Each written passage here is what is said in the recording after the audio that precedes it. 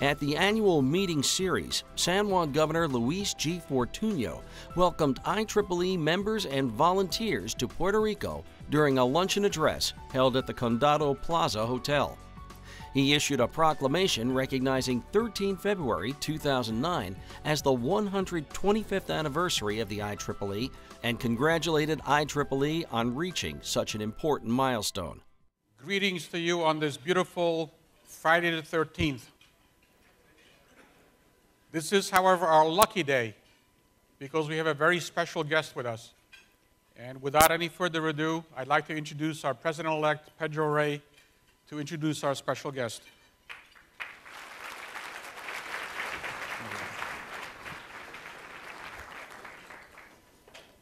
Yes, good afternoon.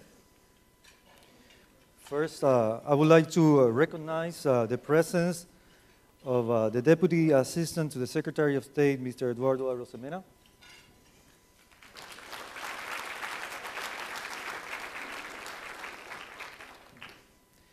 Now I would like to introduce Honorable Luis Fortuno.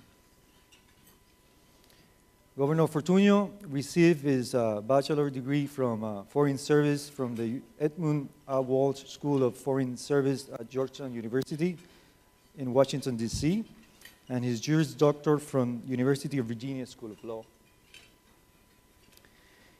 He began his service as Executive Director of the Puerto Rico Tourism Company. He became the island's first Secretary of the Department for Economic Development and Commerce, former delegate to the U.S. Congress representing Puerto Rico from 2005 to 2008. We call it the resident commissioner. At that position, he was chair of the U.S. Congressional Hispanic Conference and the ranking member of the newly created United States House Natural Resources Subcommittee and Insular Affairs. In 2008, he was elected governor. But that's the official CV. But it doesn't say that he has spent more time in private industry than in public industry, in the public service. Without any more saying, please welcome my friend and Governor Honorable Luis Fortuno.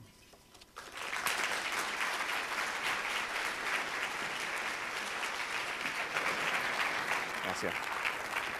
Well, thank you. Thank you, and it's a true honor to be here. And first of all, I want to welcome you all to Puerto Rico. We are calling it the Shining Star, America's shining star in the Caribbean and the crossroads of the Americas. And we hope you enjoy everything our island has to offer. I believe some, at least in our table, have already. And I hope that all of you have done so. Before I go to my prepared statement, I really want to tell you how thrilled I am that you are meeting here in Puerto Rico. And I have 3 kids. 2 of them are telling me they want to be engineers. And I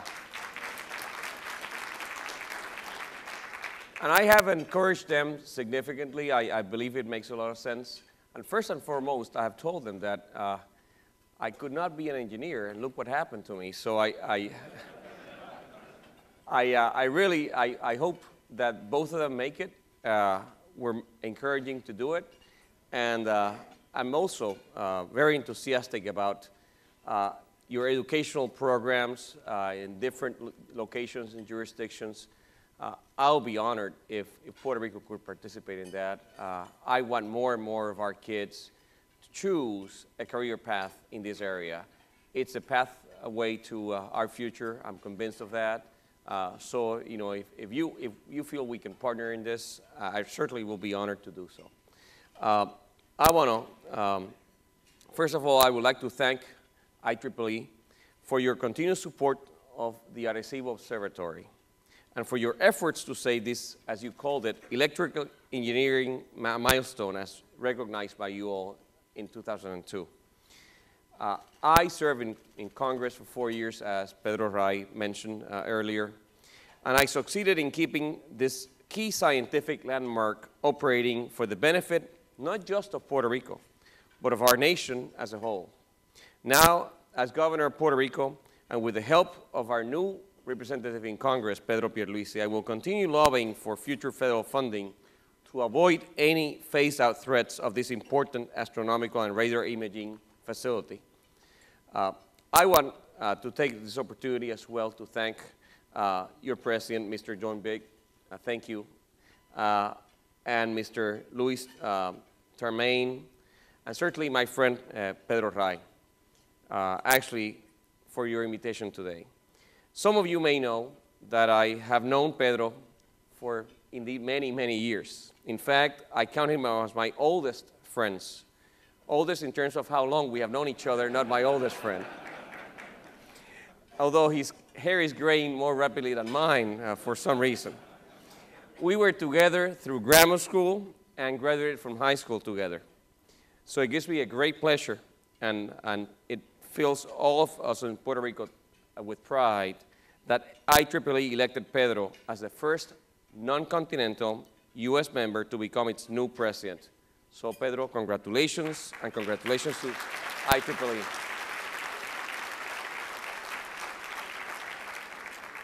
Over the past few years, the local, national, and international economic crises have taught us anew how linked we are as the world's economies and technologies are so. In the States, it all started with a nationwide mortgage crisis that led into the biggest economic recession since the Great Depression of the 1930s. Here in Puerto Rico, it began a little bit before that, not with the collapse of the mortgage banking industry, but with the collapse of what I normally call common sense government, dramatically exemplified by an accumulated budget deficit that grew from $97 million to $1.3 billion in 2005. Now we're up against a $3.2 billion structural deficit, which is equivalent to 40% of the central government's budget, as a result, a direct result of government's overspending practices and lack of fiscal discipline, where smoke and mirrors effects pretended to create an impression that wasn't there. And you all in the private sector understand that that doesn't work for a long time. We are now being forced to do what we need to do to balance our budget and to go back to basics. Partly as a result, we're confronting our worst economic crisis since the Great Depression, with 3 full years of recession and the prospects of a negative growth again next year. But we are committed and resolute. We will come out of this crisis with hard work and determination. Puerto Rico is indeed open for business, and we have indeed a great future ahead of us. When I was sworn in January 2nd, I said that the fiscal crisis may momentarily overwhelm some of us, but that it would mean that we needed to take immediate action, that would mean making some short-time sacrifices, but that doesn't mean that it will keep us from accomplishing our goals and succeeding in the month ahead. Puerto Rico is open for business. The IEEE has come to be known as a leading authority, not just in electrical engineering, but in all technological areas, including aerospace systems, computers and telecommunications, and biomedical engineering, among others. Puerto Rico has a lot of potential in many of these high-tech sectors, and we're very proud for all of you, the local engineers who form part of these industries. Puerto Rico needs to consolidate itself as an investment hub and leading jurisdiction in all technological, aerospace, and biomedical sectors. For this to happen, we need to strengthen our economy. I'm pleased to say that in the next 4 years, we'll plug ourselves into the information and technological superhighway and put Puerto Rico back in business. How do we get back in business? Since day one, we have outlined 3 immediate action strategies that will help us grow out of the current economic lull. First, controlling spending through operational cost reductions and curbing the unbridled growth of the government's workforce, while increasing our government's efficiency at the same time. Second, cutting in half all government permits and approvals required to do business on the island, so that our permit system stops being an obstacle to economic growth and job creation. And third, adopting new, innovative policies of economic growth fueled by the private sector, including the aggressive promotion of Puerto Rico, public-private partnerships that will help us develop much-needed infrastructure in partnership with the private sector, so that the government may direct more of its limited resources to the other priority areas in our social and economic development agenda.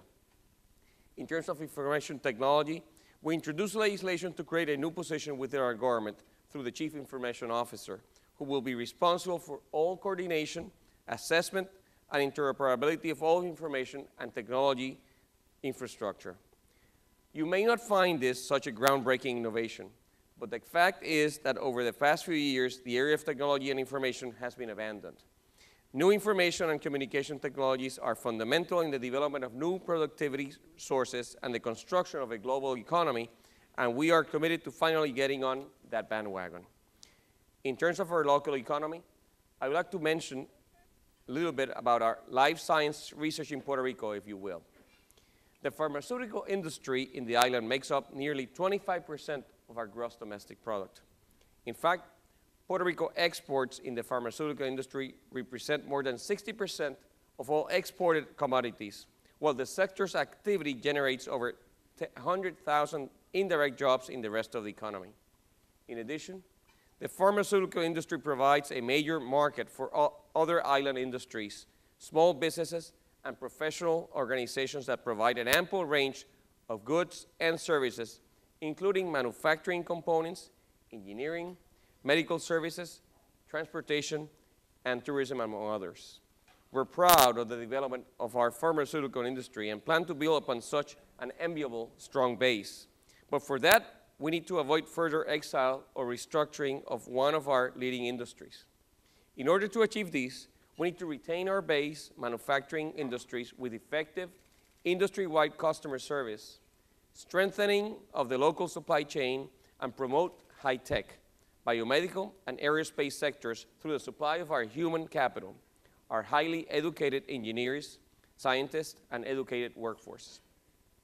Puerto Rico has a highly educated base. Puerto Rico has over 90 public and private university and college campuses awarding over 30,000 degrees each year, including 10,000 degrees in science, engineering, and technology. The University of Puerto Rico at Mayagüez, particularly, offers a bachelor's degree in industrial biotechnology and aerospace, among others.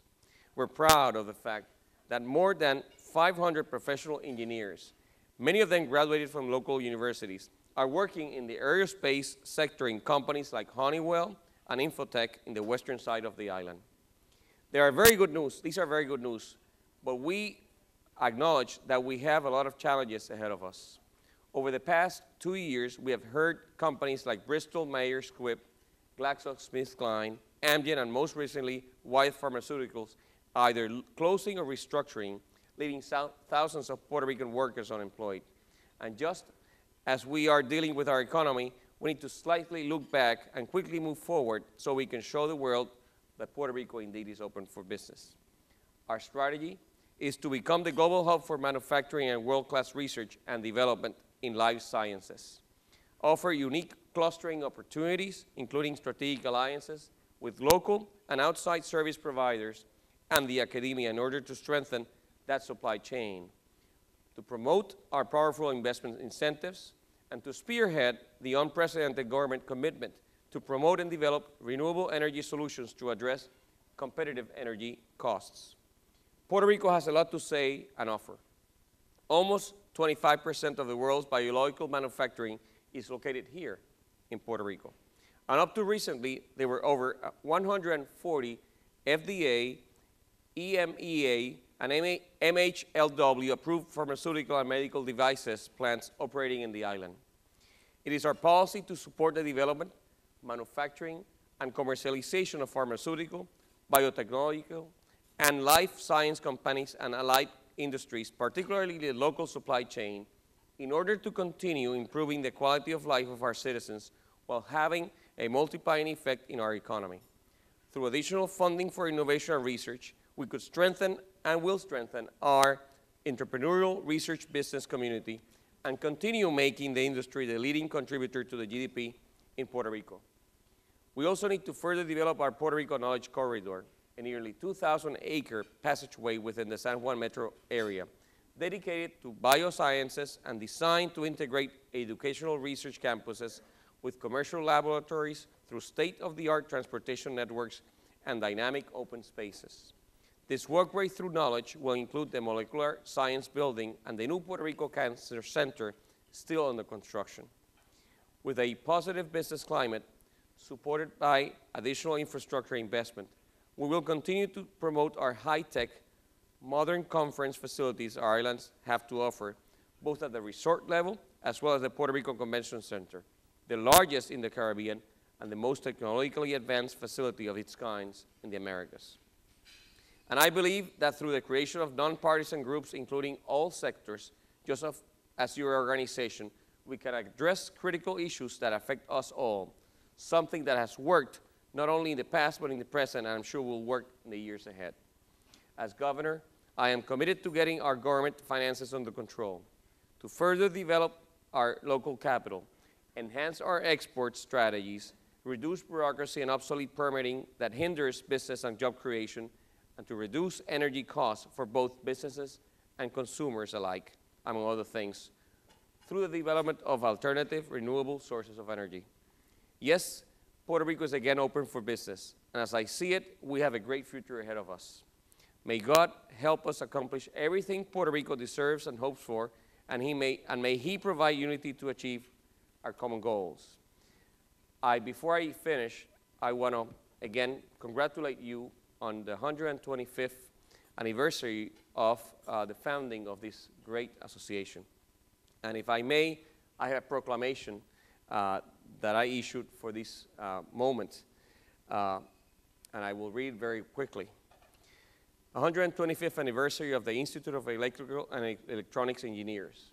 Whereas the government of Puerto Rico is honored to join the commemoration of the 125th anniversary of the Institute of Electrical and Electronic Engineers, a nonprofit organization founded in New York during the spring of 1884 to foster technological innovation for the benefit of humanity and serve professionals involved in the new technologies around the world.